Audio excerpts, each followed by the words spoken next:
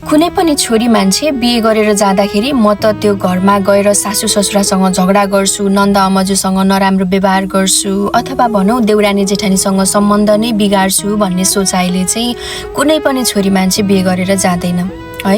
उनीहरू बुहारी भएर एउटा लक्ष्मीको रूपमा अथवा भनौँ देवीको रूपमा उनीहरू त्यो घरमा भित्रिन्छन्।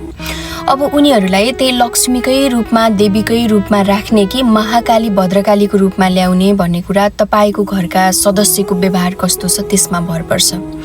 तपाईँको घरको इन्भाइरोमेन्ट, तपाईँको घरभित्रको माहौल कस्तो छ त्यसमा भर पर्छ। तपाईँको छोराको व्यवहार कस्तो छ त्यसमा भर पर्छ। त्यही भएर कुनै पनि बुहारी माग्न जाँदाखेरि अथवा विवाह गर्ने कुराहरूमा मलाई त बुहारी एकदम 32 लक्षणले भरिपूर्ण भएको चाहिन्छ भन्नुभन्दा पनि मेरो घरभित्रको संस्कार कस्तो छ, हामीले के सिकेका छौँ, मेरो छोरामा के कस्तो गुणहरू छ भन्ने कुरा चाहिँ बढी इम्पोर्टेन्ट हुन्छ। नत्र भने तपाईँ आफै सोच्नुहोस्, तपाईँको घरमा भएको सासू पनि कुनै बेला बुहारी नै भएर आउनु भएको, बुहारी नै भएर भित्रिनु भएको, देउरानी जेठानी पनि बुहारीकै रूपमा भित्रिएका हुन्, नन्द आमाजु पनि कसै न कसैको घरमा बुहारीकै रूपमा भित्रिने हुन्। यदि तपाईँको घरमा एकदम पोजिटिभ भाइब छ, पोजिटिभनेस छ, सबैजना एकदम राम्रो संस्कार छ भनेपछि त्यो जस्तो सुकै बिग्रेको नराम्रै घर परिवारबाट आएको बुहारी छ भने पनि उसले तपाईँको संस्कार सिक्छ क्या, हैन?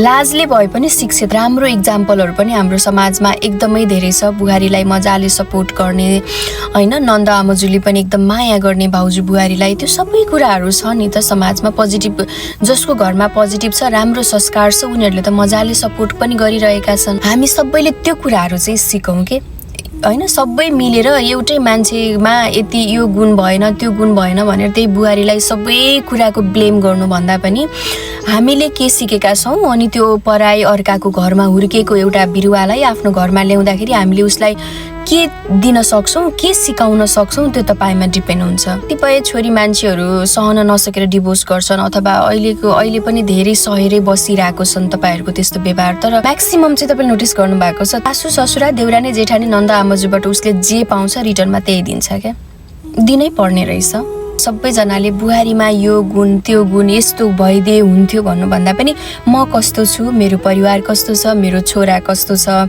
हाम्रो घरको माहौल इन्भाइरोमेन्ट कस्तो छ भन्ने कुरा चाहिँ मोस्ट इम्पोर्टेन्ट हुन्छ। त्यतातिर चाहिँ हामीले बेसी ध्यान दिनुपर्छ है त।